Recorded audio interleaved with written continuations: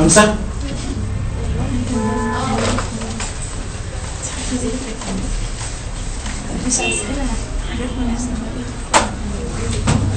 خلاص بقى، خلاص.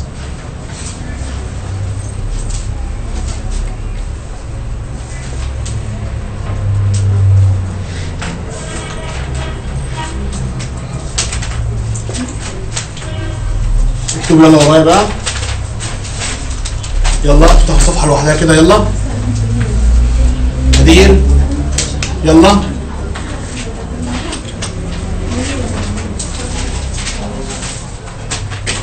المذكر والمؤنث عشان نخلصها كلها النهارده، عشان بحيث ان الحاجه دي تكون انتهينا منها ومحدش يغلط فيها تاني. رقم 1، اي كلمه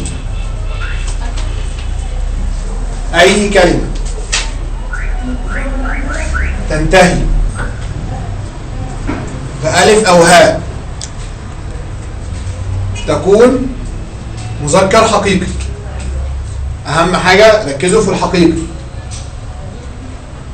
أي كلمة تنتهي بألف أو هاء تكون مذكر حقيقي. رقم 2، أي كلمة أي كلمة تنتهي بياء مجهولة برية عملوها تكون جمع مذكر حقيقي.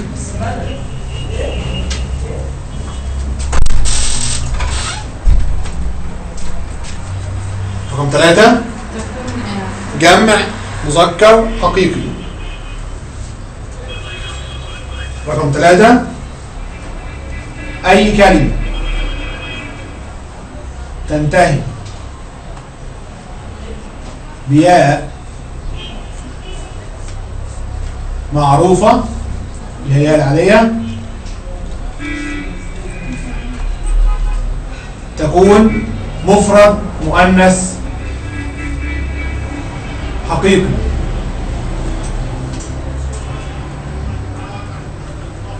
رقم 4، أي كلمة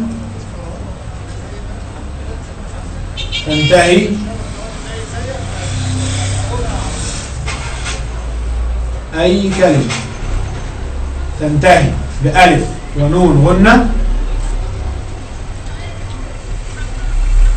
تكون جمع مؤنث حقيقي.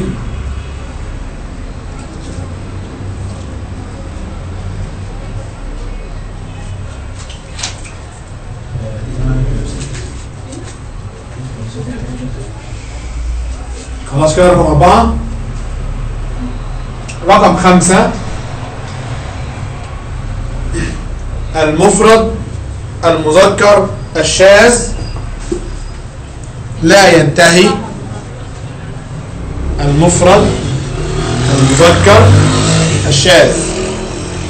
ينتهي بألف أو هاء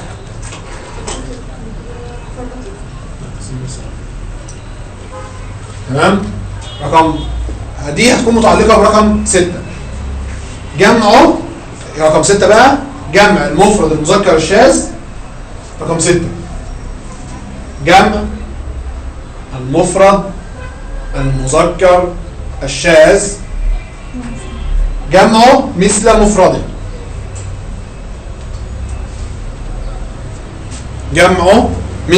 مفرده. رقم 7، المفرد المؤنث الشاذ.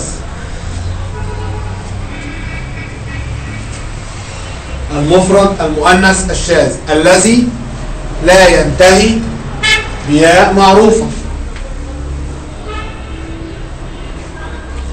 رقم 8، جمع المفرد المؤنث الشاذ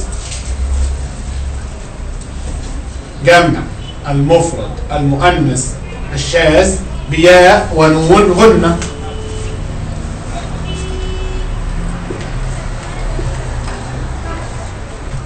جمع المفرد المؤنث الشاذ بياء ونون غنة. تمام كده؟ بس خلاص؟ طب هو انت قلت مثل المذكر والشاذ، مفيش جمع المذكر؟ هو جمعه مثل مفرده، يعني قلم يعني قلم، طال شعر يعني شعر. هو ارسم جنبها. نعم.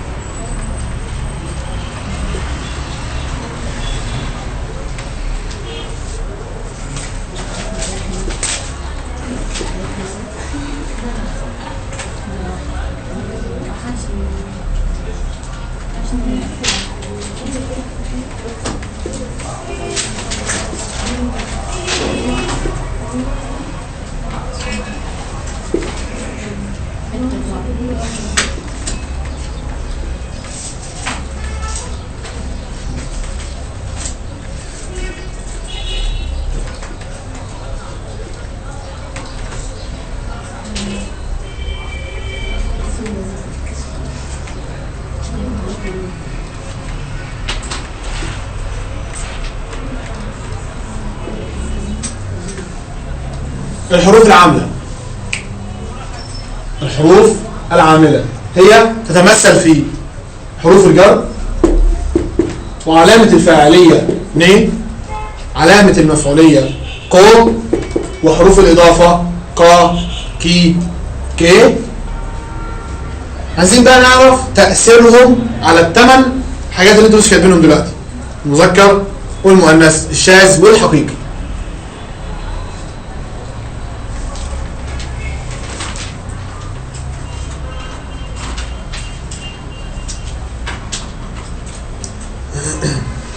رقم واحد، يلا اللي بالصفحة كده شايفين، أو نبدأ من جديد. رقم واحد، ماشي براحتكم.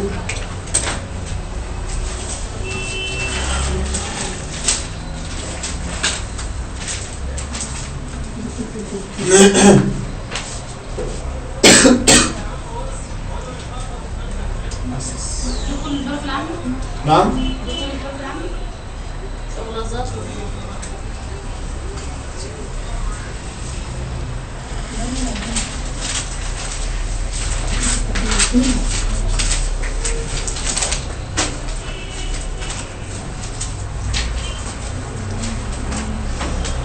خلاص كده.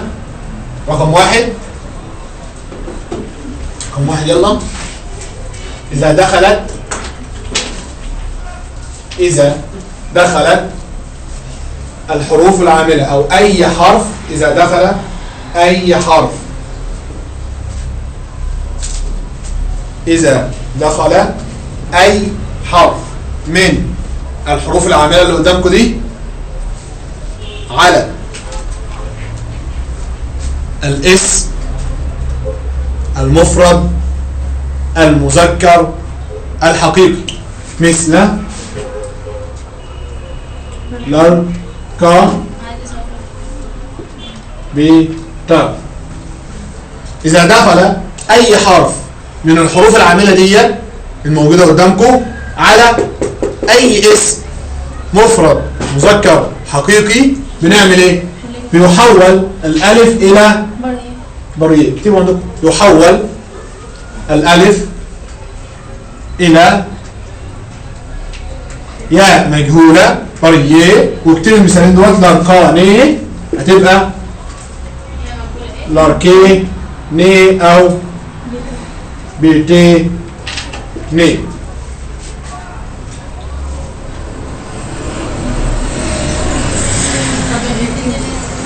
عادي، انا بختار اي حرف، بقول لك اي حرف كمثال تاخديه قدامك، لان دي اصلا ملهاش معنى، فبالتالي بحطها عشان تغير بس كمثال بنمشي عليه. رقم 2،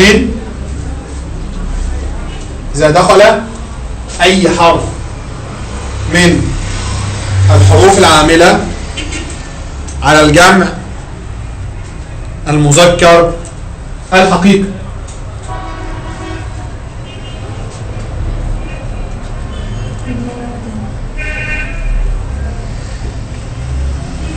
إذا دخل أي حرف من الحروف العاملة على الجمع المذكر الحقيقي اللي هو ينتهي بياء.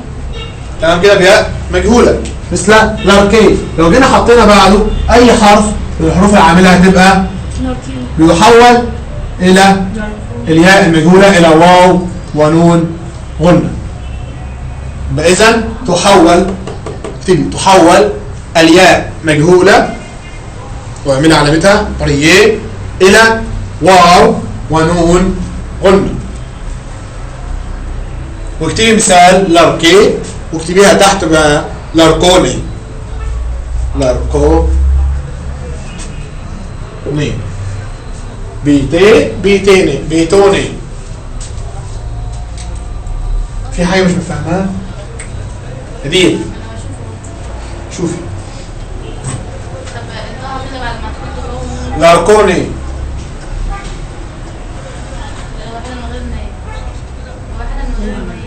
الواحدة ايه؟ الواحدة لاركي. لاركو.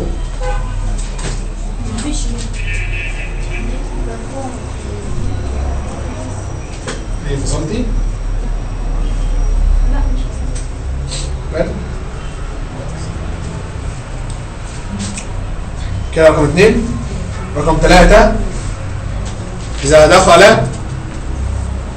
أي حرف من الحروف العاملة على المفرد المؤنث الحقيقي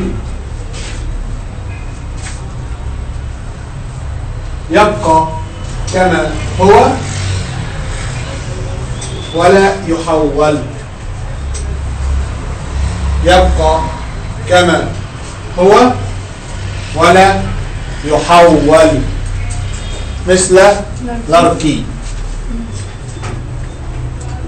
ونحط بعدها نيه تفضل زي ما هي. رقم 4 معلش دي قاعدة مهمة جدا لو حفظتوها أو ركزتوا فيها كويس أوي مش هتغلطوا. أي حرف عامل موجود في أي مكان أو في أي جملة هتعرفي إذا كان هو هيأثر في الحتة دي ولا مش هيأثر. هل الاسم ده هيتأثر فيه ولا لا؟ تمام كده؟ يبقى رقم 4 إذا دخل أي حرف من الحروف العاملة على الجمع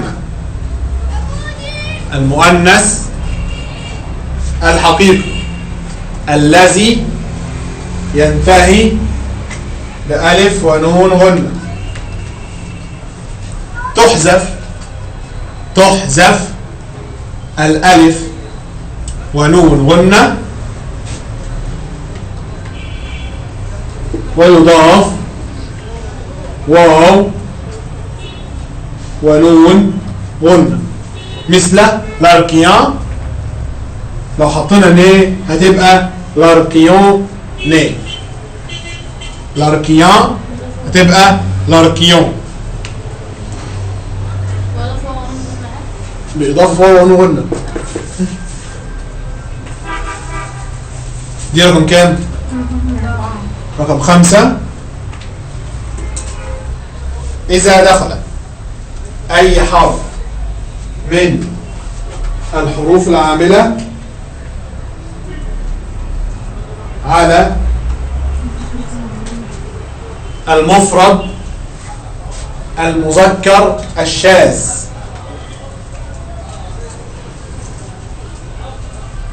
إذا دخل أي حرف من الحروف العاملة على المفرد المذكر الشاذ يبقى كما هو ولا يحول.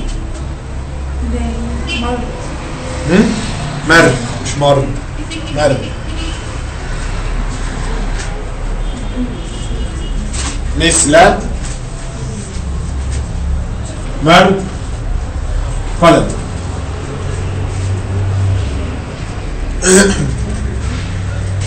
تمام كده؟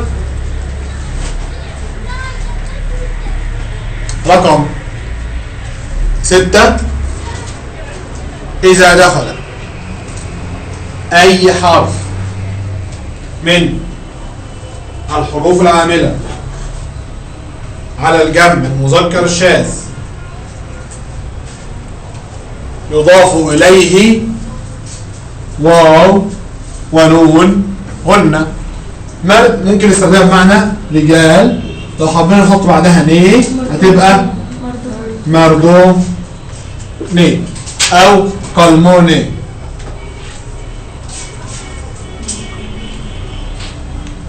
تمام كده؟ رقم 7 صح؟ إذا دخل أي حرف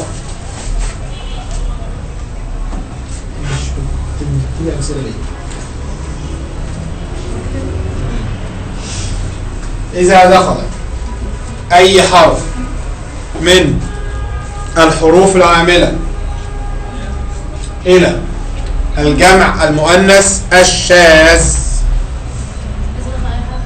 إذا دخل أي حرف من الحروف العاملة على الجمع المؤنث الشاذ يبقى كما هو ولا يحول.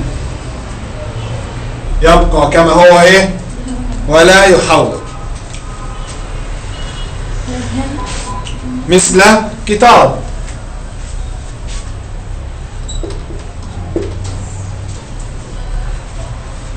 رقم 8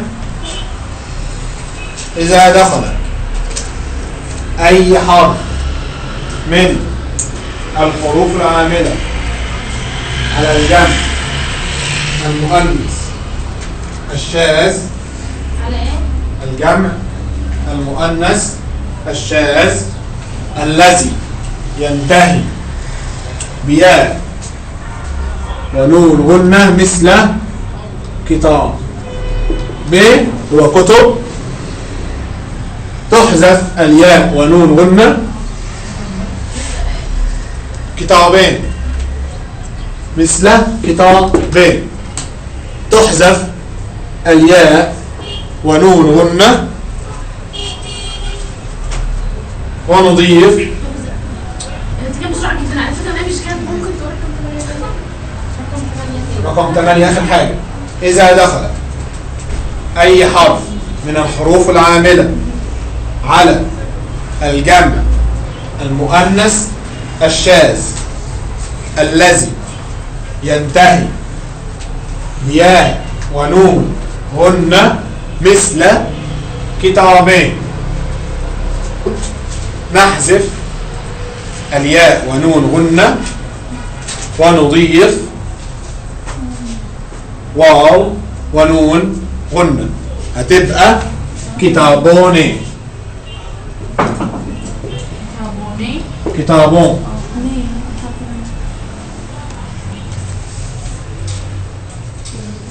في مشكلة كده؟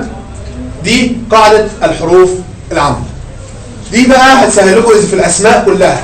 احنا دي لحد الآن في الأسماء. تمام كده معايا؟ يبقى إذا مين يقدر يقول لي الثلاث حالات اللي ما بيتغيرش فيهم الاسم؟ مفرد المؤنث والجمع المؤنث. لا أنا والله أنا ذاكر حقيقي وشاذ. يعني عشان كده لازم تقولي شاذ أو حقيقي. تديهم ده أول واحد اللي إيه؟ مفرد المؤنث الحقيقي. تمام. مفرد المؤنث الشاذ. تمام. والجمع لا. المفرد الجمع الشاذ. تمام كده. دي لو انتوا عرفتوها هتحل لكم كل مشاكلكم في الجمل. لو جه حرف عامل هتعرفي، لو دي مؤنث خلاص مش هتتغير. مؤنث مثلا شاذ خلاص مش هتتغير برضه. جمع لا هتتغير، هنضيف كذا. يبقى اذا اهم حاجه عندي انكم تذاكروا دي.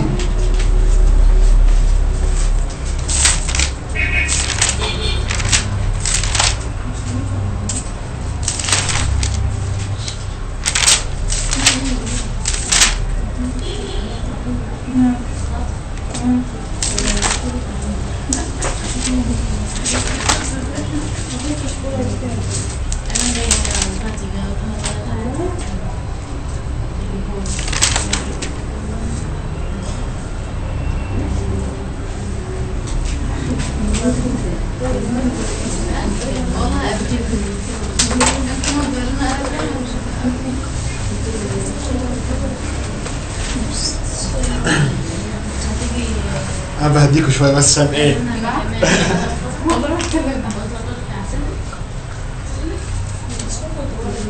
ايه؟ جنطها